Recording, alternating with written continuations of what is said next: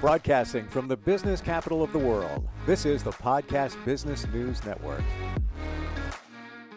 We're going to talk about a book today that is getting a lot of praise and a lot of exposure, a lot of visibility, and it's about liberals and the liberal movement. The book is called The Liberal Record: How Liberals Changed the World. The author is with us. He's a very insightful guy, did a lot of research on this book, at least 3 years. Marcelo Brazzi joins us on the program once again. And how are you, sir? How's everything going? Hey, we're doing great. How you guys doing? Doing well, doing well. I know where you are in California, you have that hazy thing going on there. We had it going on here yesterday and the day before with the Canadian wildflower fires. It looked exactly like that. Yeah. No, it's not. It's not fire smoke. That's just they were. Every year in June we get this overcast every morning. It's like the marine layer they call it or whatever. But anyway, yeah. You know, in terms of your book, we've talked about many different topics, subjects, how liberals can be connected to certain things, Republicans, Democrats, conservatives. We never really got deep into what your incentive was for writing The Liberal Record. Tell us, what was it? Well, yeah, thanks. It's a critical item. Before I wrote it, I observed and actually pretty much knew from our own experience that a lot of people are not familiar with the overall big picture of the history of politics and where things have been, where they're going. And frankly, I thought somebody should be writing a book about that to inform the public, and nobody was writing a book. So I said, well, I guess I got to do it. So I set out to write this book basically to inform people. Well, it's written mostly for liberals. They're more of a target audience, or independents. Anyway, the book goes in. Maybe we can talk about some of this stuff I'd like to go over. But the one of the bottom lines is that conservatives have been on the wrong side of history. They've always been. We can go through some of these things, but it's just been the way progress in the world has been. From the old conservative world to the more progressive world, and along the way, conservatives has been opposing almost everything that is, and this is things people aren't aware of, and to make it matters worse, the people on the other side, like the Democrats, they just ignore it. They don't clarify the items that need to be clarified. And again, that's kind of what the motivation for me to write this book. And I just think it's really important that people understand the big picture, and where we've been in that. Everything, excuse me, virtually everything we have today is been accomplished by liberals and has been opposed by conservatives. And we all take some of these things for granted today, but we don't realize that they were political issues in the past. I have a long list here, but I'm not going to read the whole list. You could list every bill that's been in Congress in the last 200 years. But I'd like to just select maybe 10 or so, Sure. Just quickly go over them, list them. The point being that I'm trying to get people, just everybody, to just get a feel for it. You don't have to know everything, but you just get a general gut feel of what the situation has been and is today. Is there anything else? Are we going to start reading? No, let's take a look at some of those, and before we even dig into that, I do want to say that you are a registered independent. We're not talking about major political motivation here. It's basically, and the book is called The Liberal Record. It sounds like you, Marcelo, just want to set the record straight. Yeah, I used to teach in the universities, and I always felt it was my responsibility to help people understand basic things, you know, and I was very, you know, a lot of the students thought I did a good job. They told me that. And but I just wanted to clarify things for people. It bothers me. It really bothers me when people have the wrong image, the wrong information, that just kind of irritates me. So yeah, I'm an independent. I voted for some Republicans in the past, voted for Democrats or whatever. Um, yeah. Let's take a look at you. You have a list of number of items. Why don't we fire off 10 on your list there? Yeah, okay. But first of all, remember another little side point is that for the last 20, 30 years, conservatives, especially the conservative media, has been on a constant campaign to change the word liberal. And if you change the word liberal to something other than what it means, then you can argue all night about what's going on and what's not going on. But the dictionary definition and the definition of liberal, across the world, let me read, is open-minded to new ideas, promote individual freedoms. On the other hand, conservatives reject change, oppose anything anyone is new. And in general, in most of the country, people like me, probably you, are fiscally conservative but socially liberal. So people think, well, you can't be, you got to be one or the other. No, I am socially liberal and fiscally conservative, and I think that lines up with a lot of people. So anyway, let me proceed here, and I'm just going to read off about 10 items just to give the flavor of what we're talking about. We can go into all deep. You can write volumes about all this stuff, but I don't want to go there. So let me just start out. 1776. The conservatives opposed the independence from Great Britain. And in fact, when the Revolutionary War started, they joined forces with the British. And after the war, these conservatives ran away to Canada. So a lot of people don't understand that. In 1861, the conservatives basically, they were the slave owners, and they started the Civil War in the South.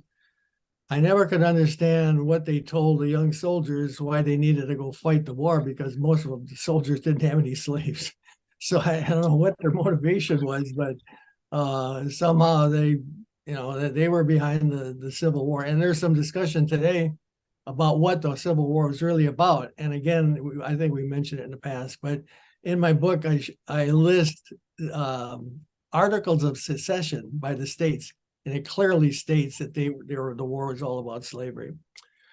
Okay, there's in the early 1900s, there was the 15th Amendment, the 19th Amendment, and the 21st Amendment were all opposed by conservatives. The 19th Amendment in particular gave the women a right to vote. And, today we take all this stuff for granted. We say, oh, yeah, of course women can vote, That's not the way it's always been. I mean, you read some of the quotes that I encountered, people thought, women were idiots, and they thought, oh man, if a woman has to vote, she's going to go crazy. And, she can't handle it, and all kinds of goofy stuff, But anyway, yeah, those three amendments, one of them was to make alcohol legal, 15th, 19th, to 21st Amendments. In 1935, they opposed Social Security and later Medicare. And even today, Republicans are still trying to kill Social Security, and they keep saying, well, it's going to go bust and this, that, and they want to replace it with just a stock market system. Well, that just makes the stock dealers millionaires, but it's not going to help your Social Security. Social Security is a safety net. That's what it's supposed to be, is a safety net. It's not supposed to be your primary income, but just so you don't, so you're not living in your car the rest of your life. So yeah, the conservatives opposed that. In 1938, they opposed, again, things that we take for granted, and we think, well, that's the way it's supposed to be, Never was. It wasn't that way in the past. They opposed a 40-hour work week, child labor laws, and again, they're trying to change that now. and minimum wage. And there's a few other things, equal employment and all that, a lot of other stuff. Time off for paid time off and overtime pay and a lot of stuff like that. It's in a big act that was passed 1938 under Roosevelt. 1957, they opposed the Civil Rights Act. A guy named Strom Thurmond set a record 24 hours of filibustering. He was a Southerner who opposed civil rights, and he actually talked for 24 hours. I don't know how you do that, but he was trying to just kill the Civil Rights Bill, the Civil Rights Act. A bunch of other ones here. Let me jump ahead. 2010 Obamacare, they opposed that vigorously. Now today, and they made up all kinds of horror stories about Obamacare. It's just crazy. But today, a lot of people are really happy with Obamacare. There could be improvements. I'm not, and everybody agrees there's some adjustments and improvements that could be made to Obamacare. And well, under Trump, the Republicans proposed their own version of health care. But on a closer look at it, it really was not what the people wanted. What it really was giving more power to the insurance companies and drug companies and hospitals. And a lot of people, the only people that voted for it was the Republicans. There was a famous floor scene on the floor of the House and Senate where the last it was down to one vote. I don't know if people remember this, but it's down to one vote. And a senator who was dying from brain cancer, I believe, he showed up in the Senate just for this issue. And he is the lone senator who voted Republican, the lone Republican, maybe not the lone one, but the one, they came down to one vote. And Senator John McCain from Arizona, he voted against the Republican healthcare bill. And that was the end of it. But they kept taking Obamacare to court, and it's been in court 3-4 times, and it's never been rejected. So again, that's one of the issues. Healthcare is a big issue, and the conservatives have been opposed to healthcare ever since the very first proposal, 1950, by the president back then, Truman. And it's come up many times, and every time it gets shot down. Whereas other countries in the world, almost every country in the world has government universal health care. And I've looked into it, and they say, oh well, government health care it's inefficient. You're going to have to wait in line. All this stuff. Go online and look at some surveys. The other countries are very happy with their healthcare. They're satisfied with it. They have a higher satisfaction rating than we do with our healthcare system, if you can call it a system. But we can go into all that later. I mean, I'm just pointing out that again, healthcare and Social Security and working hours and women voting, all these things were all opposed by conservatives. And I think that's an important thing people need to understand. Some more recent ones, 2015, they opposed same-sex marriage. Well, I can understand why that's controversial, but I can't understand why people are worried about it. I mean, I don't care if my neighbor gets married to his duck, or his pet turtle. I don't care. It doesn't bother me.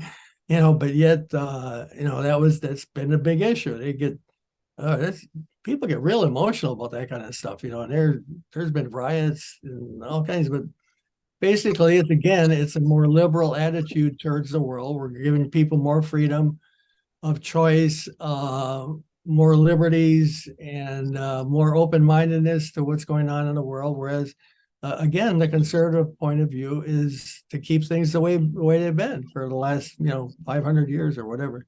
They don't like anything to change, and again, that's another example of that. I want one or two more. I got a lot of them, but I'm not going to read all of them. 2021, they opposed background checks for gun sales. Now, almost everybody in America regardless of party, or gun ownership, anything. Almost everybody wants thorough, complete, effective background checks. The Republicans almost unanimously voted against it, against the will of the people, against the will of what the Americans want. The conservative NRA people, gun people, they had control, and they got all these Republicans to vote against background checks.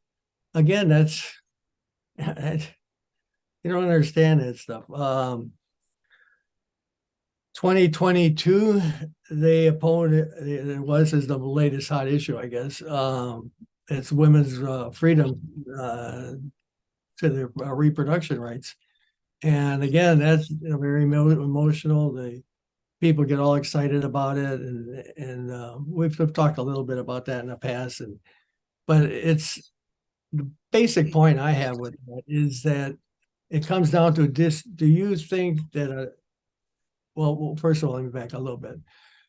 Almost pretty much everybody across the board agrees that late-term abortions are not good, that they're bad, or whatever you want to call them. Late-term abortions are unacceptable. And that's not an argument or a disagreement.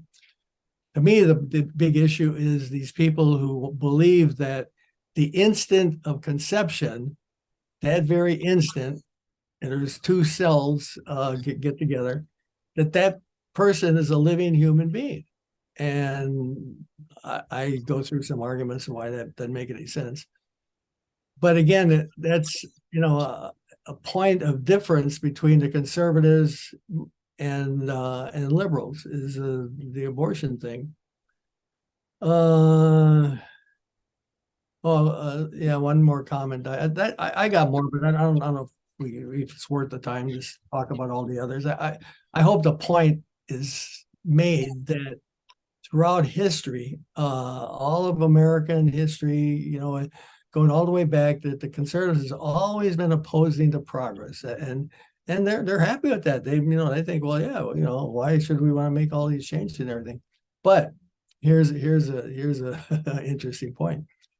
After one or two generations, it actually takes that long, usually 2 generations, but sometimes 1 generation, they embrace these changes and they take them for granted. And in some cases, they even take credit for trying to accomplish them. Some of these things like the 40-hour work week and women voting and, all these other things. After some time goes by and they become accustomed and accept these things, they embrace them. Whereas originally they're totally opposed to all of these changes, but in time, it's only the really extreme right that still hasn't accepted them, like Social Security.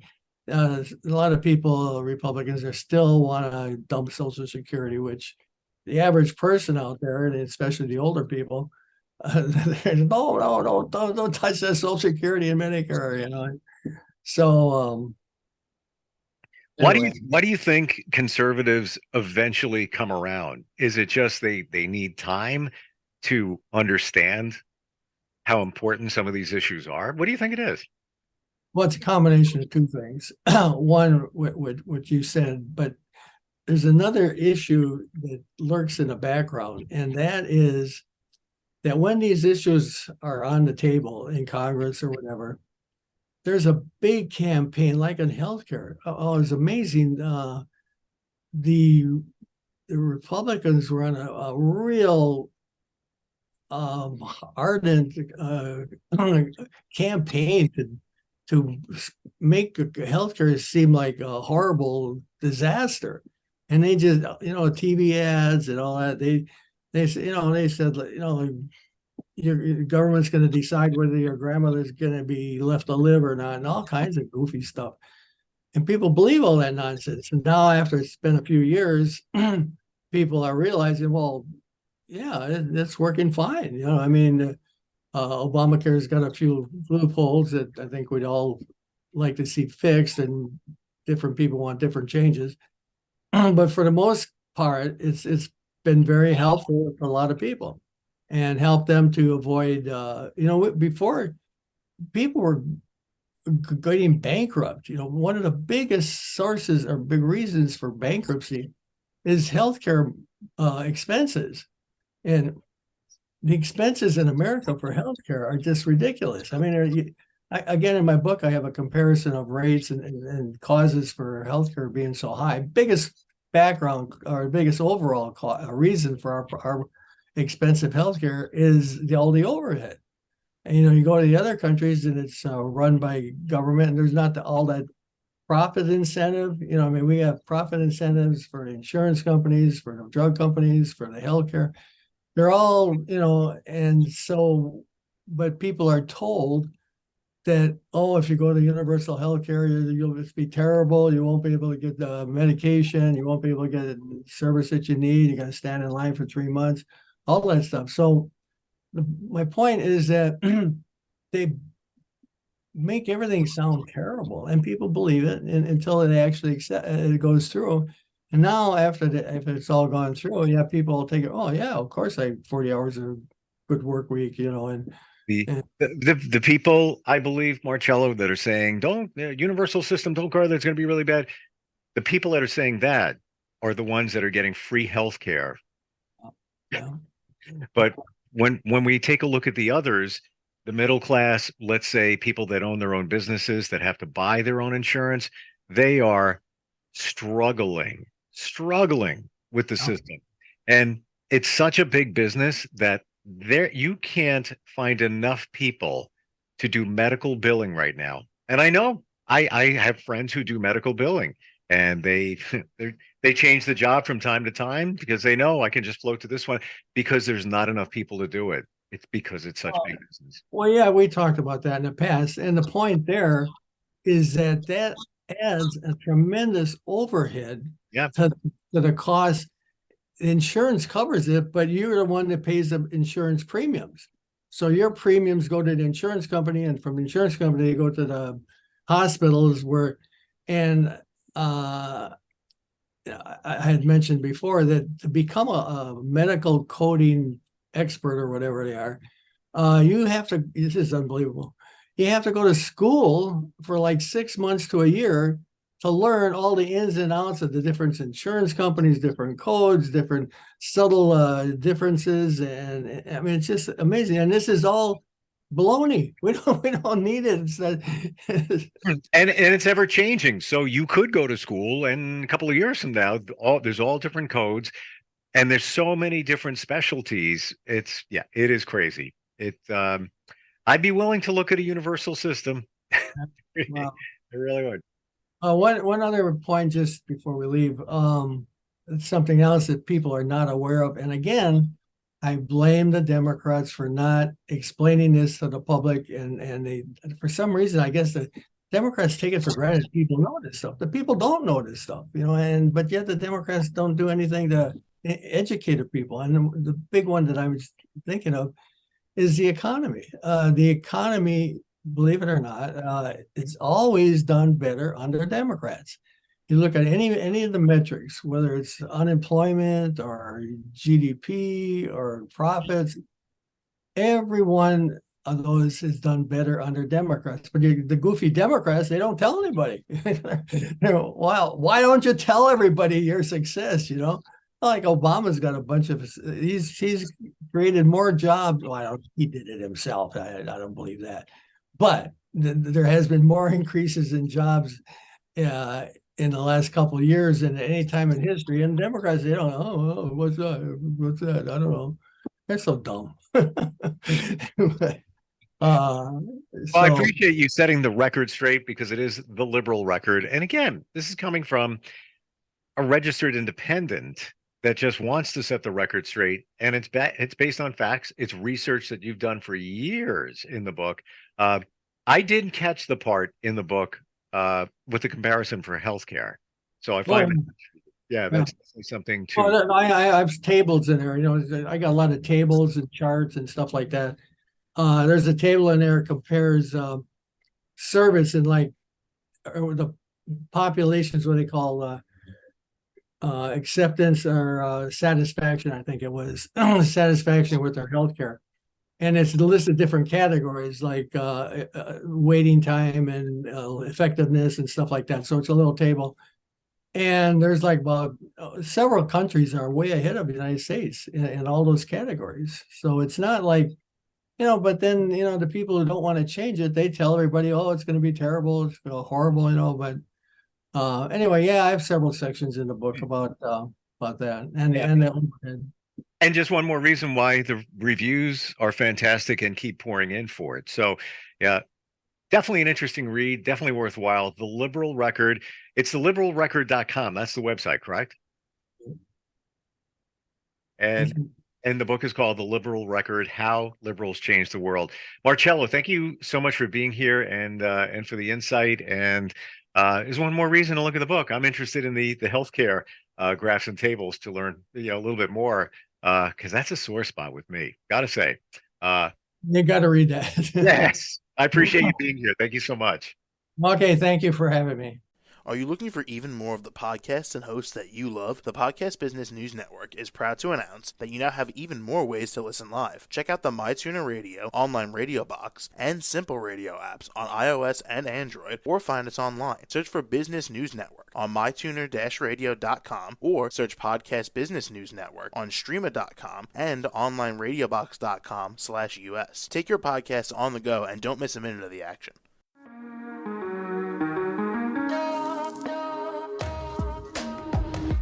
Broadcasting from the business capital of the world, this is the Podcast Business News Network.